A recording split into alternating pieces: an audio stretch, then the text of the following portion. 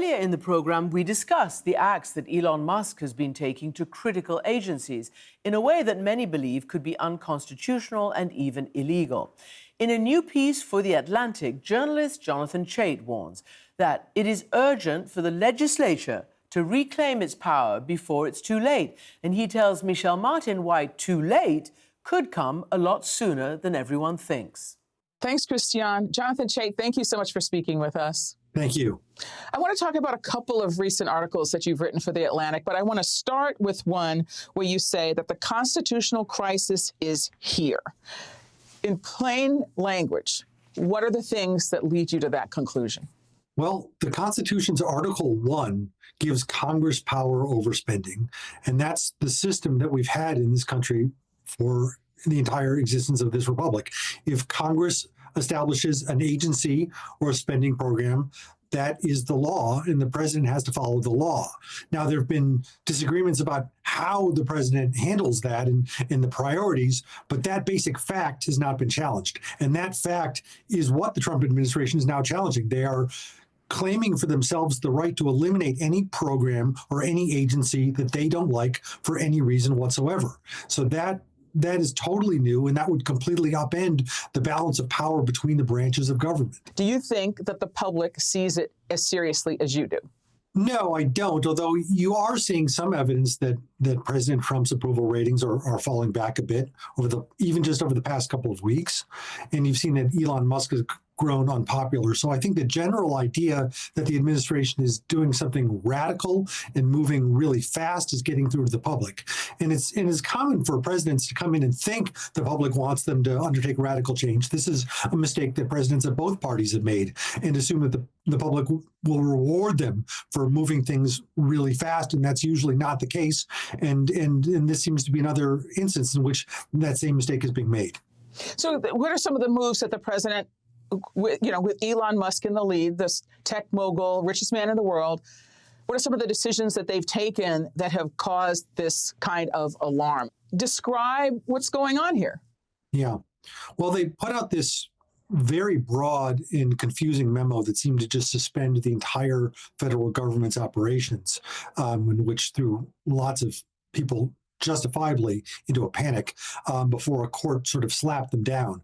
But now they're trying to do a version of that seemingly piecemeal. You've got Musk holed up in the Eisenhower building next to the White House, just kind of going through the federal budget and without having much expertise to do this job, determining which programs he considers wasteful or fraudulent or part of some kind of left-wing conspiracy that he imagines has been going on for years, and in trying to just zero out those programs or declare them dead. And then meanwhile, they're sending out letters to the whole federal workforce, urging them to retire immediately. And some people are figuring out whether they should take that offer, or whether it is an offer at all, or whether it's even legal. And all these things are very hard to determine. So they're just throwing sand into the gears of the machine, or they're just jamming up the machine as hard and fast as they can without having a very close idea of how it operates and what the effects of all this might be on the people who are relying on these government services. One of the things that has really set off red flags for a lot of people is that Musk and this group of young software engineers, apparently, some of them, we're told that one of them is as young as 19 years old, most of them are in their early 20s, have had access to the Treasury's system for dispersing government funds. Right. And this has heretofore been supervised by career employees. The career employee who was in charge of this was retired under duress, it seems, after he objected to them having access to this. Now, as we are speaking now, a federal judge has said they can only have limited access. Only two members of this team can have limited access. It's so-called read-only access. Would you just talk about why this is so concerning? I don't think anybody knows exactly what they're doing, and that's part of the reason for the concern. We do know, though, that they've misled the public about this. They said that Musk only had read-only access to this information, but reporters found that they didn't. They actually had access to go in and change the outcomes of these payments. So what people think, although, I don't want to just pass on speculation as fact, but it seems as if Musk is inclined to use this tool to advance this anti-government agenda that he set out for himself. That basically, instead of going to Congress and saying, we think this program is too big or this agency should be shuttered, they're just going to unilaterally cut off the payments to whatever programs that they think shouldn't exist, just going straight to the end point, and so that would accomplish his work immediately. And even if the courts were to step in and say you can't do this, the damage of moves like this would be so difficult to reverse that they might functionally succeed in their goal, even if it's illegal. President Trump and his kind of designated agent in this, Elon Musk, have been arguing that these programs are either inefficient or, in their words, corrupt. What do you say to that? Look, there are inefficient programs in the federal government, and there are certainly inefficient systems that prevent the government from functioning efficiently. And I know of some policy wonks who've been writing about this and trying to make the government work better. It's very frustrating that they're not listening to people like that who have real expertise and actually want to make the government more cost effective and more efficient, and instead seem to be just running rampant through the government, picking out programs that have names that sound weird to them, or which they just make seat of the pants guesses are doing something bad or something progressive, and just zero them out with any real thought. So it's frustrating as someone who wants to make government more efficient that they're not doing this in any kind of careful or respectable way. Before we move on to the constitutional crisis aspect, because that is your larger point, that this isn't just about an overreach in one area by a person who is inexperienced, doesn't really know how the government works, what it does, is that he seems particularly fixated on U.S. aid, which distributes humanitarian aid. The president and Elon Musk seem particularly fixated on this, to the point of using some very disparaging language to talk about the people who do this work and the work that they're doing. Why are they so fixated on these agencies? Do you have this particular agency, do you have any sense of that? That's a great question, and I've tried to figure it out. It's one irony, and I'm actually working on a story about this, is that the Marxist left hates USAID, has always hated USAID. And the reason they hate it is that it is a tool of American foreign policy. And as such, it was designed to counter the effects of communism, now counters the effects of the Chinese Communist Party globally. By providing humanitarian aid throughout the unaligned world, it tries to show the world that the United States cares about them. So it's a kind of joint diplomatic humanitarian mission. So describing it as Marxist is really an inversion of the truth. Now, why they came to this, as you say, is very, very hard to understand. If you wanted to give them credit for being clever, you'd say the American public doesn't like foreign aid. The American public massively overestimates the amount of the budget that goes to foreign aid. So one reason people don't like foreign aid is because they think we're spending far more on it than we are. But it is a soft target. And if they want to establish the principle that the White House has the right to terminate any federal program that it wants without going through Congress, you want to start with the softest target to begin with, and then you've established the principle, and you can start going after harder targets. And that would really enable conservatives to advance policy goals that they've always wanted to do, right? You've got large chunks of the conservative movement that have opposed the expansions of government that have taken place since the New Deal and the Great Society, but considered a lot of these large spending programs like Medicare, Medicaid, Social Security to be popular and difficult to cut or to privatize. But if they could just do it at the White House with the snap of the fingers and not have to have a vote in Congress, not to have public accountability, that would be a generational change in the structure of government and advance a lot of their goals. One of the arguments that you make in your piece is that, look, if this is a constitutional crisis, this speaks to a neutering of the third branch of government, which is the Congress, then presumably everybody in Congress should be concerned. Or the first branch of government, I think, is the founders designed it to be the first branch. Congress is supposed to be preeminent. The first branch. But the question I would have for you is, why are they not more jealous of their own institutional imperatives? Well, right. What you've identified is really a longstanding flaw in the Constitution.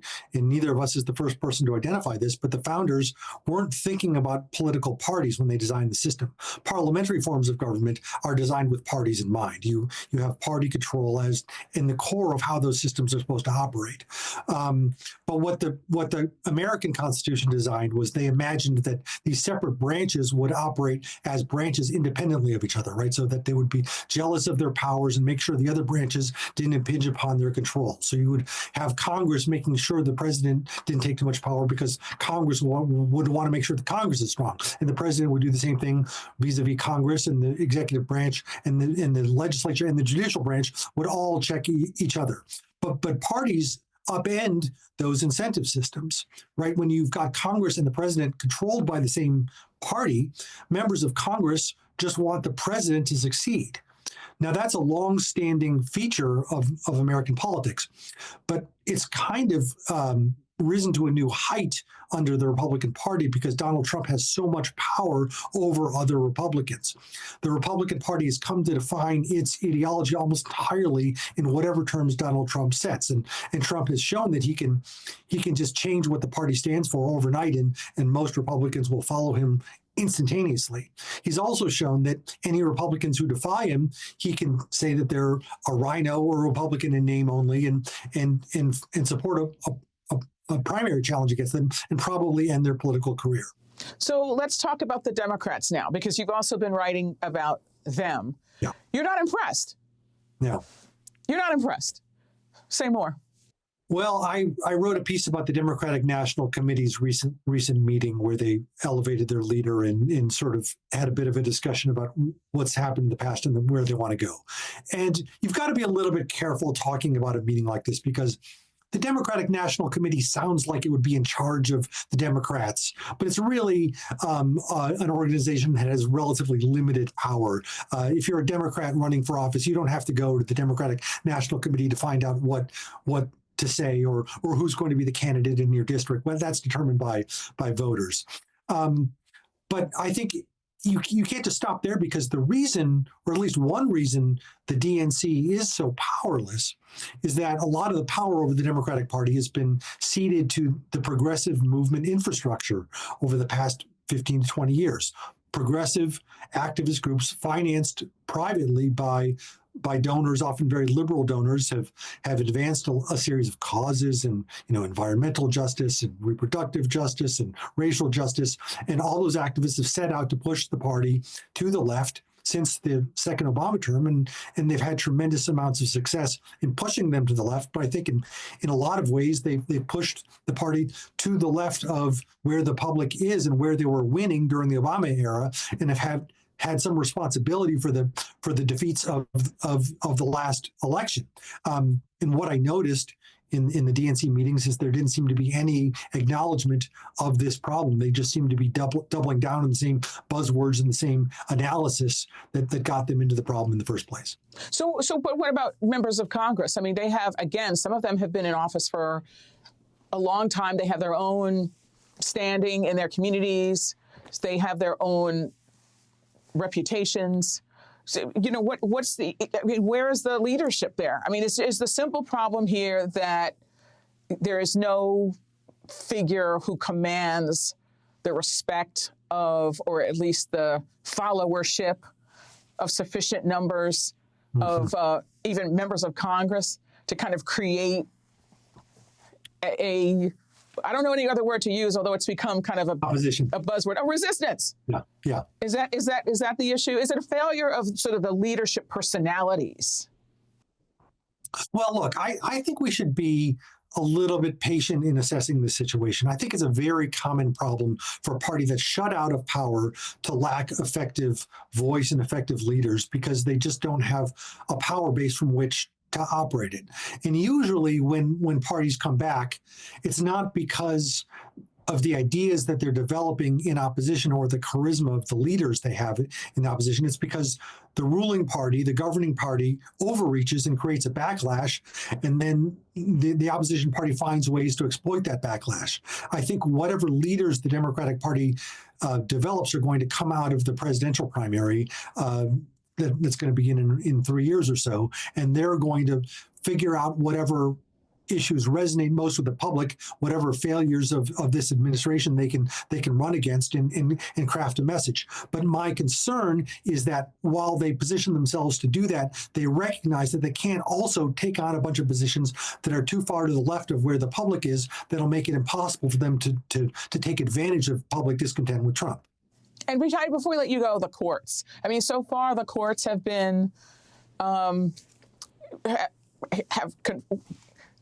have confronted Trump and his agenda at multiple points. I mean, they've already said one federal judge has said, look, this idea of eliminating, birthright citizenship in the 14th Amendment is overreach. But there's another argument to suggest that that's his goal, is to get some of these issues in court, because he does believe he appointed 3 of the current Supreme Court justices. They have demonstrated that they have a maximalist view of executive power. Is there any effective check on the actions of this president? Well, you're certainly right that that's one. They have basically 2 routes by which this can work.